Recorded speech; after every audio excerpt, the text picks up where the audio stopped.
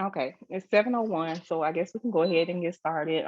Well, I wanted to do this Zoom because there have been a lot of changes to the public service loan forgiveness program. The program was initially passed back in 2007, I believe, and it's a program that allows individuals who are government employees, also employees of nonprofit organizations, to participate in this program where if you make 120 payments towards your student loans, it doesn't matter. Even if you're on the income based program, if your payments are $5, even if they're $0, if you make 120 payments of $0, then your balance of the student loan should be forgiven. So the update came in October 6, 2001. The U.S. Department of Education announced a change to the PSLF program for a limited time as a result of COVID. Okay, for a limited time, it says borrowers may receive credit for past periods of repayment that would not otherwise qualify for forgiveness under this program. Because I was a federal employee for many years, and the program was not really promoted. I feel like the way it wasn't publicized the way it should have been, because that's a benefit of working for the government, and it's not just federal government employees. You can actually be a employee of your state, or even of your local government. If you work for the city, you should qualify for this program. So it says some key points of the changes. It says for a limited time, again, you may receive credit for past periods of repayments on loans that would not otherwise qualify for this program. If you had Perkins loans, and any other federal loans, then you need to consolidate your loans into direct loans, direct consolidation loans through the Department of Education. Past periods of repayment will now count regardless of whether you made that payment on time. Prior to the recent changes, you had to make all your payments on time. Like if you were late, if you got sick or you couldn't make your payments for a month or two, it would start your 10-year clock back over. So that has been changed. So it says that as long as you made a payment, then that should count towards the 120 payments that you have to make in order to qualify for loan forgiveness. Unfortunately, periods of deferment or forbearance or default do not apply, towards the 120 payments. So that's unfortunate, because I know a lot of people, when they fall on hard times, and I've done it myself, instead of going on an income based payment plan, that has a payment that you can afford, we would just put our loans into forbearance or deferment, and that does not count. So that's like the worst thing you could do. Okay, so the qualifying employment requirement has not changed under these new rules and regulations. You still have to work for a government. So if you work for like a private company, unfortunately, that does not qualify you for this program. I do believe personally that they will eventually pass something, hopefully, for the rest of the people who do not work for government agencies. But right now, it's primarily for people who work for federal government, state government, city government, local government, even nonprofit organizations. You can work for a child care facility. If it's a nonprofit organization, even if they don't have the 501c3, but they provide child care services, then you can qualify. You do have to be an employee. You can't be an independent contractor. You can't be a government subcontractor. You have to be an employee of one of these eligible employers. Does anybody have any questions so far? No. Okay. Well, if you have any questions, just let me know. I think you can put them in the comment box. I'm not sure. I don't know a whole lot about Zoom, but just let me know, just interrupt me. You can unmute your microphone and ask any questions that you have. Also, the person that I just spoke to, I know is one of my friends, so I know that she's a nurse. So also, if you're a healthcare worker working for a hospital, even if it's not most hospitals are nonprofit, or most facilities are nonprofit. But if you work for a nonprofit facility, a hospital, you work in healthcare, then you qualify for this program also. So, okay, it says you must have worked full time for for a qualifying employer during the calendar month you were also in repayment on your loan. So just say that you worked years ago.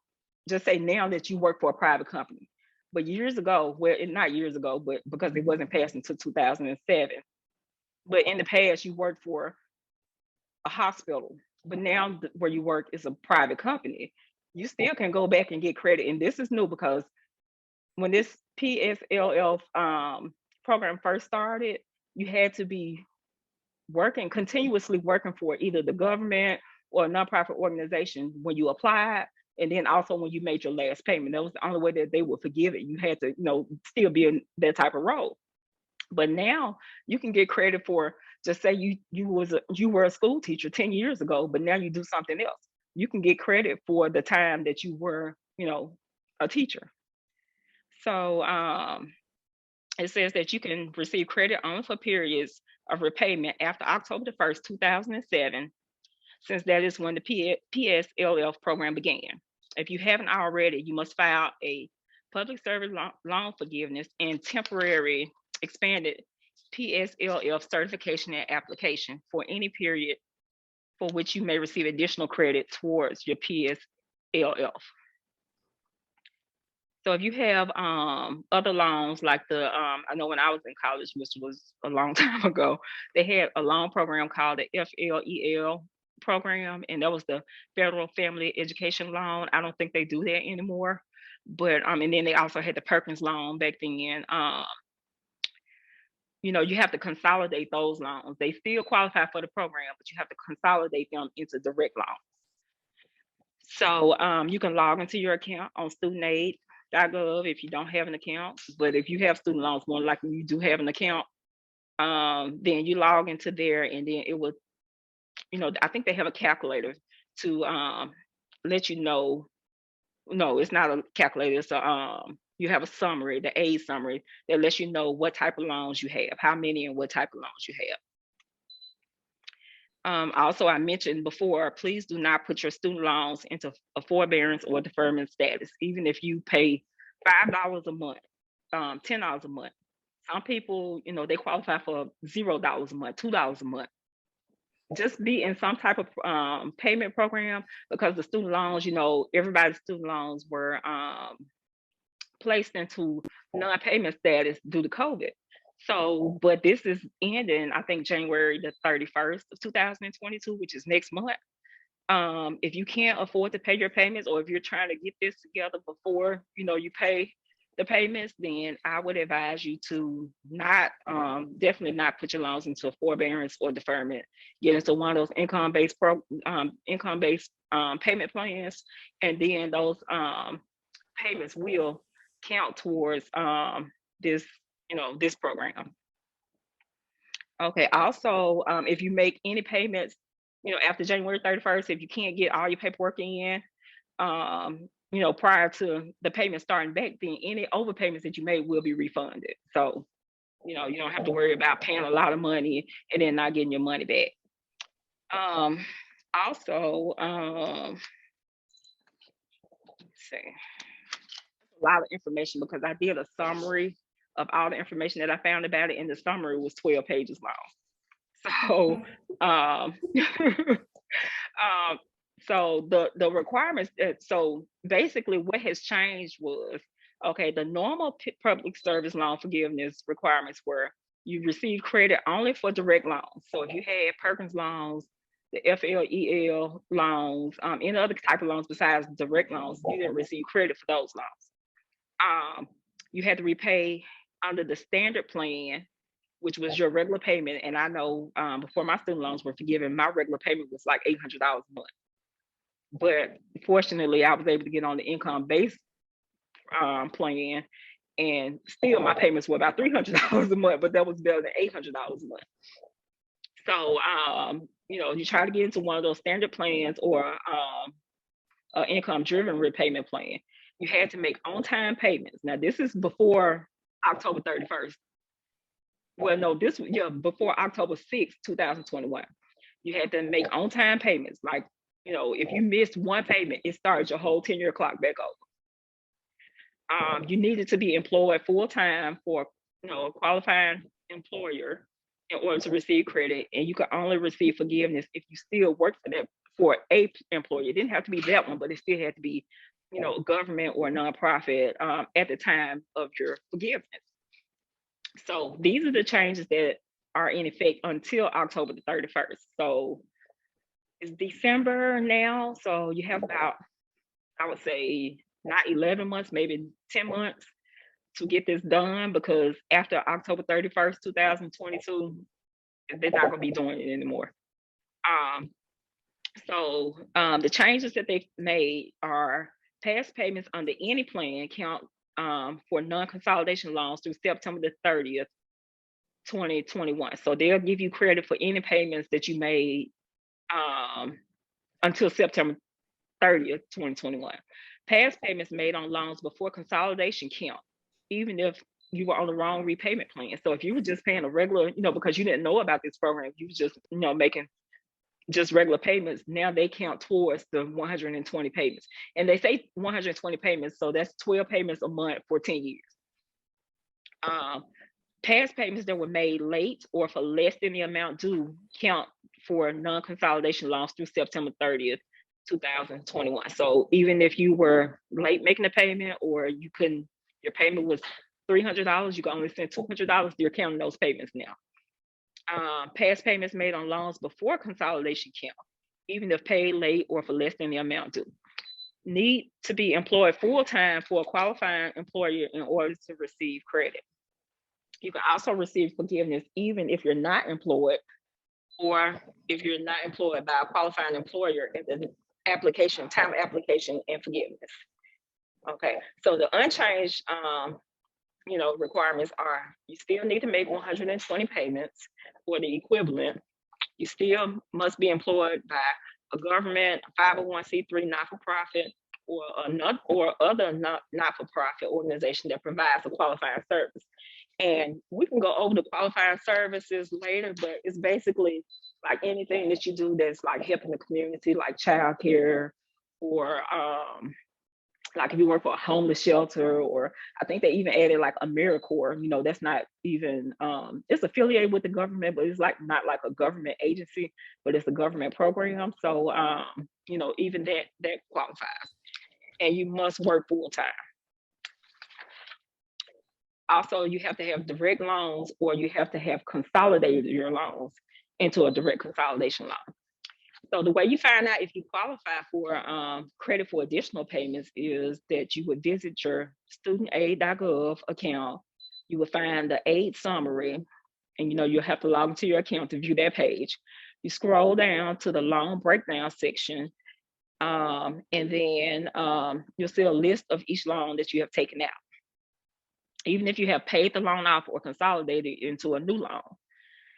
Okay, so then also, now that you know what types of loan you have, after you take that step, then you would need to figure out which loans qualify for the forgiveness. Like I said, you would have to consolidate them into a direct, because right now that's every loan has to be consolidated, or it has to already be a direct consolidation loan. Okay, so you either belong to one of three categories. You may need to take additional steps to receive the credit for the payments that you've already made. So if you have at least one outstanding FFEL program loan, Perkins loan, or uncommon older federal student loans, then you would need to consolidate your loans into a direct loan by October 31st, 2022. It says this is important because you cannot receive credit for payments under this limited time period if you consolidate after that date. So it needs to be done before October 31st, 2022. And after the consolidation is complete, you must then submit the PSLF form for all periods of qualifying employment to federal loan servicing. So if you have been working for the federal government for 15, 20 years, you were in some type of repayment program, even if it was, just a program where you pay $5, $10 a month, then you would need to do a form for each year. And the form is really simple. It's like one page. I remember when I was doing it, and it's kind of hard to remember because you have to do it like on your anniversary of, whenever you filed it last year. So you have to remember every year. And most times I think they will send me like a reminder telling me that, it was time to renew it. So if you fall into that category where you have the other type of student loans, then the first step would be to consolidate them into direct loans. Okay, so the second group of people would be people who have a direct loan but have not submitted an employment certification form. And that's a lot of people, people who qualify for this program, but they never applied because they never really knew about it, or you know how you keep putting stuff off or whatever. Like, I know I do that a lot. You say you get around to it, but you don't. And then next thing you know, it's another year that you haven't done it. So if you're a part of this group, then, you would need to, it says, verify that your loan types qualify in your aid summary, which takes you back to studentaid.gov. Debbie. Okay. Verify that your loan types in your aid summary qualify. Verify your eligible employment using the PSLF help tool. So once you log into studentaid.gov, there's a tool that should tell you if your employer is eligible, but basically you already know they are if you work for the government or if you work for a nonprofit. You generate a PSLF form directly, with that tool, and you submit it to Fed Loan Servicing by October 31st, 2022. If your employer, comes back, you put your employer name in, it says likely ineligible, then you submit a request for us, which is Department of Education, to make a determination of their eligibility. Because they don't have information for every employer out there. So some of them do. Like if you're the first employee to work for that company or the agency to ever do this, then they probably don't have them on file, but you can request that they review that company to make sure that they qualify. Also, there's another group of people who have direct loans but have not submitted the employment certification form or the PSLF form. It says that you have only direct loans, but they are not assigned to Fed Loan Servicing, or you are assigned to Fed Loan Servicing and have never submitted the form for the PSLF. Okay, so if you have not done that yet, then you would hold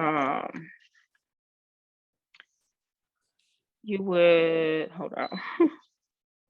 You would submit a PSLF form as if if you haven't previously had your employment certified. For example, if you work full-time for a qualifying employer from 2008 through 2010, but did not submit a form for that period because you did not yet consolidate your loans, you'll still need to submit a PSLF form to get credit for those payments. The form must be submitted by October 31st. So that's like the most important date that we can remember is October 31st, 2020, because even if you have not completed the process by then, you need to have at least, submitted the application or started it by that date. If you were in the same situation but submitted a form that was denied because you had the wrong type of loan, those payments will automatically be counted as qualifying payment in the coming months. Okay, if you're not sure why your prior payments were denied, we recommend you check your account details online at myfedloan.org or fill out a new PSLF form. So if you've applied for this program in the past and they told you didn't qualify, it's telling you now to go ahead and apply again because the rules have changed now. So some of your questions, before I get to the Q&As, does anybody have any questions? No. Okay. So you may ask what counts as a qualifying employer. Qualifying employers include governmental employers and many not-for-profit organizations. What counts as a government employer? Any U.S. federal, state, local, tribal government agency, or the Peace Corps or AmeriCorps is considered a government employer for PSLF and the TEPSLF. Federal service includes military service, so this is for military also. A government contractor is not considered a government employer, unfortunately. However, if the organization is a labor union or a partisan political organization, it isn't an eligible PSLF employer. So those organizations may, be formed under nonprofit statutes, but they are not eligible for this program. Okay, a not-for-profit organization that is not exempt under Section 501c3 of the Internal Revenue Code must provide one of the following public services. So they can provide emergency management, military service on behalf of the U.S. Armed Forces or National Guard, public safety, law enforcement, crime prevention, control, reduction of crime, or the enforcement of criminal law, public interest law services, legal services provided by an organization that is funded in whole or in part by the U.S. federal government or any other local government. Early childhood education includes licensed and or regulated child care, Head Start, and state-funded pre-kindergarten. So also it says public service for individuals with disabilities and the elderly. Public health includes nurses, nurse practitioners, nurses in a clinical setting, and other full-time professionals engaged in healthcare practitioner occupations, health support occupations, certain community and social service occupations, public education employees, public library services, school library services, and other school-based services. Okay, what determines whether I am considered to be an employee of a qualifying employer? A qualifying employer has sent or will send you a W-2 form. So, if you don't get a W-2 form, if you get paid in cash or if you get a 1099, then, they're not going to consider you an employee. So, another question is, can I get a PSLF sooner than 10 years? And the answer is no. You must make 120 separate monthly payments. So the 120 payments don't necessarily start from today or whenever you enroll, because what they're doing now is a look back period. They're looking back, like if you were, like I said, if you were working for this agency or this government prior and you weren't on the program, then they're going to give you credit for any payments made during that time because they should have counted, towards your 120 payments. You may prepay or make lump sum payments, which would apply to future months for up to 12 months, or when your next income-driven repayment IDR plan is due. For example, if you recertified your IDR and your monthly payment was $100, but you paid $1,200 for the first month's payment, the payment would count as 12 separate payments for that year. You will not need to make another payment until the next 12-month cycle. These payments will count as qualifying payments towards PSLF forgiveness once you've certified that you're eligible employment for the 12-month period. For the prepayment to qualify for subsequent months, you must pay an amount to fully satisfy future billed amounts each month that you wish to prepay within the 12-month period. So can you imagine you owe $85,000 in student loans? If you get on an income-driven repayment plan, and with that plan, they take into consideration your family size. You can make a decent income, but if you have, dependents, it's just like when you file your taxes. If you have responsibilities, that reduces your income. So your payment may be $25, $30 a month. You can pay $360 for the whole year, and then do that for 10 years, and you've paid $3,600 on $85,000, and your student loans are gone. So it says multiple prepayments made within the same year will not afford you more than 12 months of qualifying payments. So you wouldn't be able to pay the whole $3,600 at one time and just say, I'm done with my student loans. You have to do it, over the period of 10 years. Okay, so it says, why can I now get credit for payments when I was previously ineligible? It says the Education Department has determined that it can use flexibilities provided by the HEROES Act of 2003, which allows the Secretary of Education to waive certain rules related to the federal student aid programs during periods of national emergency. So we are in a national emergency. You know, COVID is still with us. So, you know, that's the reason that they're able to kind of, you know, bend the rules and, you know, try to help, you know, people with their student loans. Okay, so you may have heard that Fed Loan Servicing is not going to be servicing student loans anymore. And I do believe that, you know, I got an email prior to my loans being discharged saying that they were no longer, and you know, I guess they were going out of business or they're no longer servicing student loans, but they will continue to service PSLF borrowers until all borrowers have transferred to their new loan servicer. So you don't have to worry about that right now because they're going to make sure that everybody is okay before they, you know, before they stop servicing the loans. Do I need to currently be employed at a qualifying employer in order to get forgiveness under the limited PSLF waiver? No, under normal program rules, you must be qualified at a qualifying employer when you receive forgiveness. However, that requirement was waived until October 31st, 2022 as a result of this limited time opportunity. Okay, so basically, you know, this is like, you know, a once in a lifetime opportunity. I kind of feel bad for the people who actually like paid off their student loans because I've been out of college since like 97.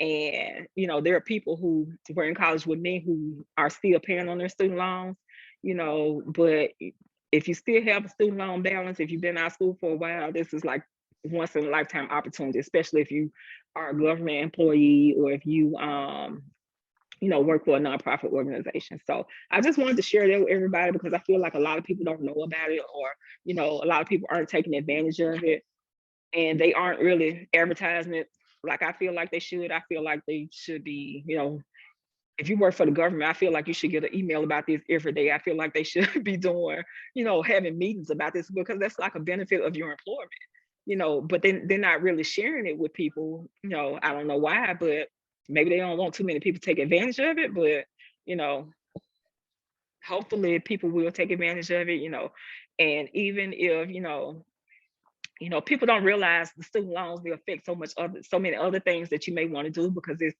a huge impact on your debt to income ratio. Some people, you know, other than a house, student loans is like the biggest debt that they owe. So if you can get that, you know, taken away, then that would like be a huge impact, you know, on your life, you know, financially and, you know, everything. So that's about all I have. If anybody has any questions, you know, you can, you know, email me. Most of you on here have my cell phone number, so you can call me, text me. Does somebody have a question? No, Okay, I'm okay, good. okay. Well, those of you who are, you know, joining me tonight, you can feel free to reach out to me. You can email me, text me, you know, just send me a message on Facebook, however you can contact me, and I'll do whatever I can to assist you. So thank you guys for joining me tonight. And I was really nervous, you know, I'm an introvert. So You did great, Sean. Yeah, you did Thank good. you. thank you. So hopefully I'll be doing this more. I really need to interact with people more because I feel like a lot of the stuff I need to share, I can't write it out, you know, for people to understand it. But if I tell them verbally, then it's easier to understand. So thank y'all and bye-bye. Thank you. Oh, thank you. Bye. Bye.